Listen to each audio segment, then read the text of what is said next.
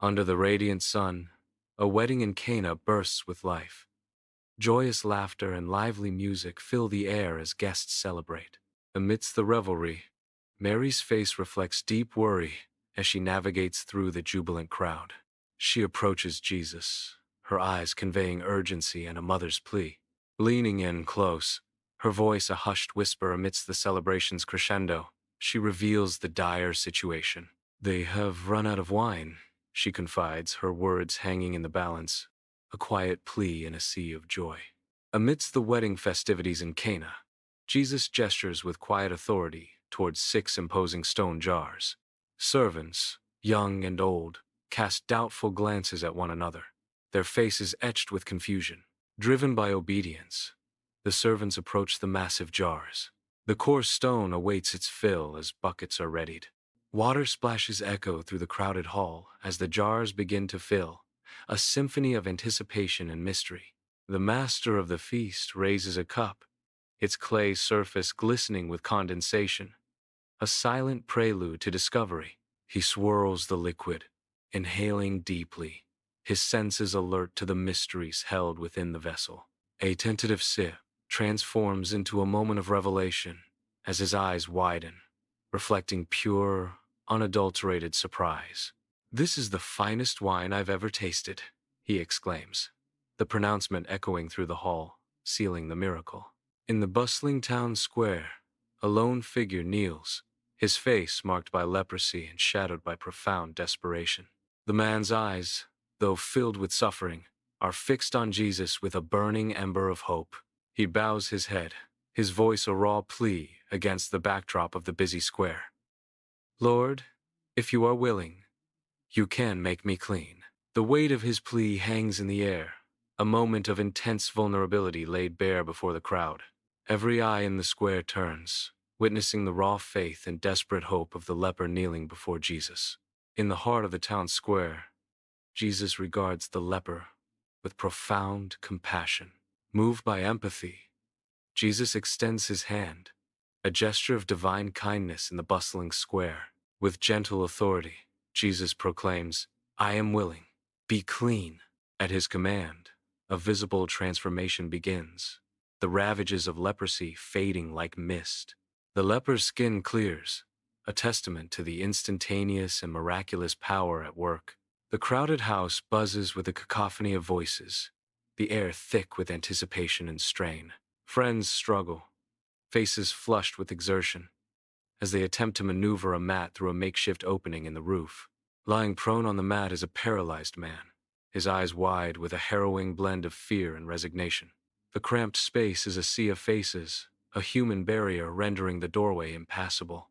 Every movement is a testament to their combined effort, yet the paralyzed man's gaze reflects a deeper, unspoken dread.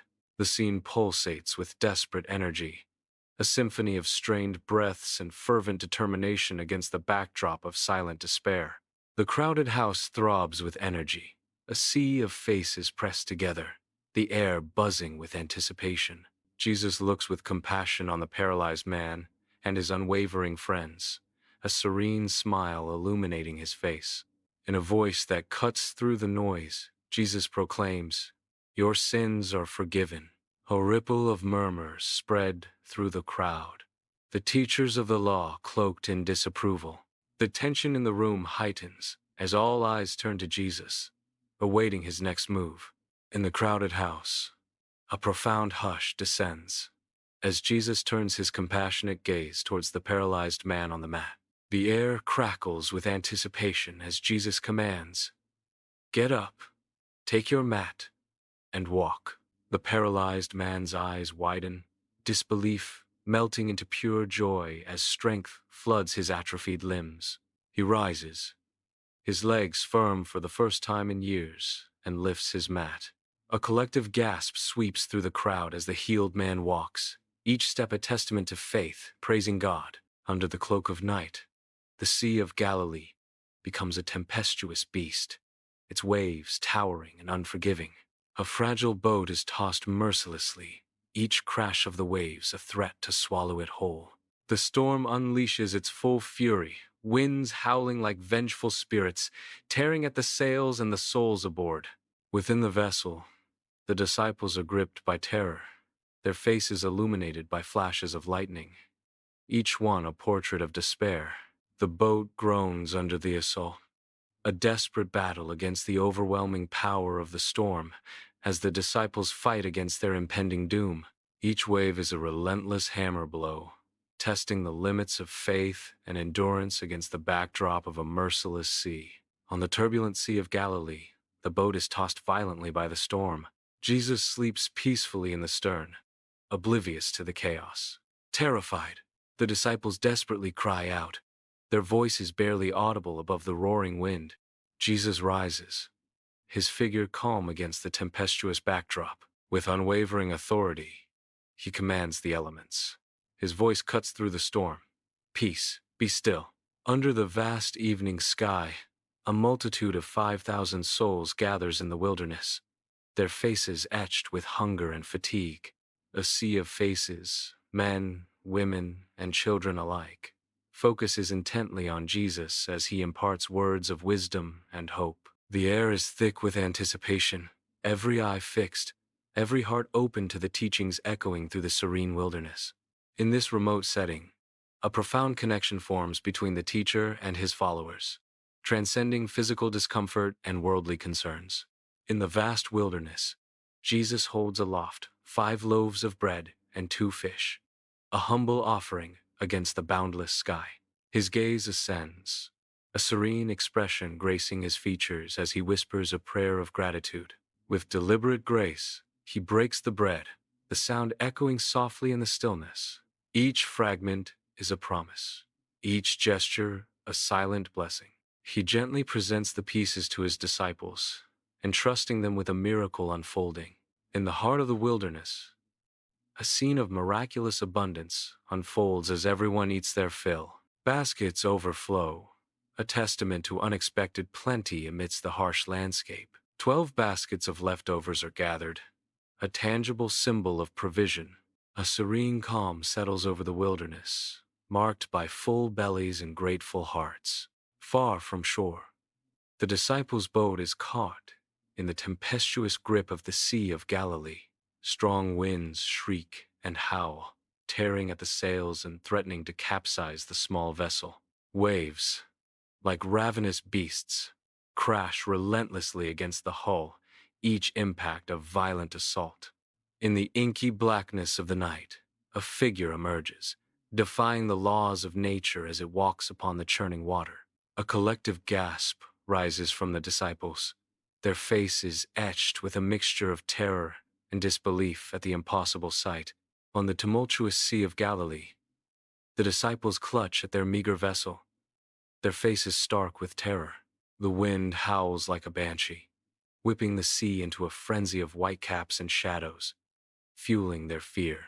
They see a figure approaching, their minds conjuring images of specters and death amidst the storm. A voice cuts through the storm's fury, a beacon of calm amidst the chaos. Take courage, it is I. Hope flickers in their eyes as the figure continues. Do not be afraid, a promise of safety amidst the raging sea. On the Sea of Galilee, Peter's unwavering gaze is locked on Jesus as he bravely steps out of the boat. With hesitant steps, he begins to walk on the water, defying nature's laws towards his Savior. A sudden, violent gust of wind tears through the scene, and fear floods Peter's face. His resolve falters, his feet lose their miraculous hold, and he plunges beneath the churning waves. Jesus' hand shoots out, a beacon of hope, his grip firm and reassuring as he catches Peter from the depths. "O you of little faith, why did you doubt?" Jesus asks, his voice a mix of concern and gentle chiding. Under the relentless Jerusalem sun, dust swirls around Jesus and his disciples as they navigate the bustling street. The air shimmers with heat, each step stirring up the ancient dust of the road. A blind man sits on the ground, his face upturned, a silent plea etched in his posture.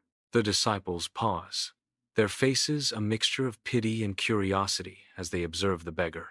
Disciple 1 breaks the heavy silence, his question cutting through the air. Rabbi, who sinned, this man or his parents, that he was born blind? All eyes turn to Jesus, awaiting his words that promise to unravel the mystery of suffering.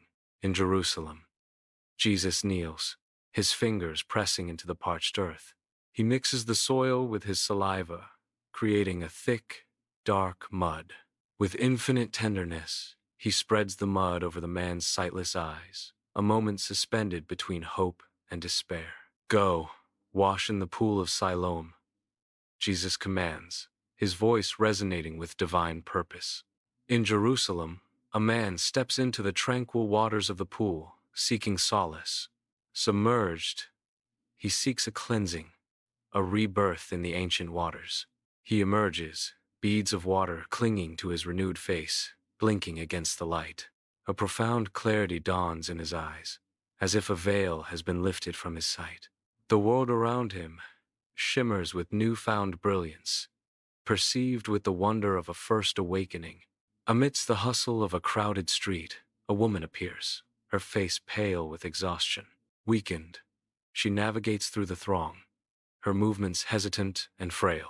Her hand trembles as she reaches out, driven by a desperate hope. With unwavering resolve, her fingers graze the hem of Jesus' garment, a silent plea escaping her lips. A moment of profound anticipation hangs in the air, as her touch connects with destiny. In the heart of a teeming street, a miraculous transformation unfolds. A sudden hush falls over the crowd as a woman's suffering visibly melts away. Jesus regards her with compassion, his presence radiating a calming light. Daughter, your faith has made you well, Jesus proclaims, his words carrying the weight of divine authority. A wave of peace washes over her, replacing years of torment with newfound serenity. Go in peace, he adds, his blessing echoing through the stunned onlookers. In the dimly lit room, Jairus kneels before Jesus, his face a mask of desperation and pleading. Master, please come quickly. My daughter is dying, Jairus begs, his voice thick with fear. Long shadows stretch across their faces, highlighting the gravity of the moment. Suddenly, messengers burst through the doorway, their expressions grim and foreboding. It is too late, Jairus, one messenger declares, shattering hope with his words. Your daughter is dead. Why trouble the teacher any further? In the quiet of Jairus' house, a stillness hangs heavy with unspoken grief. Jesus approaches the lifeless girl, his presence a beacon of gentle strength. With infinite tenderness, Jesus takes the girl's hand, his touch a spark of divine warmth. A surge of radiant energy flows from Jesus, a silent promise of life renewed. His voice, soft yet commanding, cuts through the sorrow. Little girl, arise. In that sacred moment, hope flickers, defying the grip of despair. Under the open sky, Jesus stands resolute before the formidable tomb of Lazarus, its sealed entrance a stark barrier. A massive stone looms, the immovable threshold between life and death. A small crowd gathers, their faces pale with grief and a fragile hope. Whispers ripple through the crowd. A mixture of sorrow and hushed expectation hangs heavy in the air. Martha steps forward, her voice laced with grief and a hint of doubt. Lord, by this time there will be a stench, for he has been dead 4 days. Her words hang in the air, a stark reminder of the irreversible passage of time and the decay of mortality. Before the ancient tomb of Lazarus, Jesus kneels, a solitary figure against the weathered stone. His head is bowed, lost in silent prayer, a moment of profound supplication hanging in the air. A deep breath fills his lungs as he prepares to unleash divine power. His head rises, a resolute expression etched on his face. With unwavering resolve, he projects his voice into the stillness. Lazarus, come forth, he commands, the air itself seeming to vibrate with the force of his words.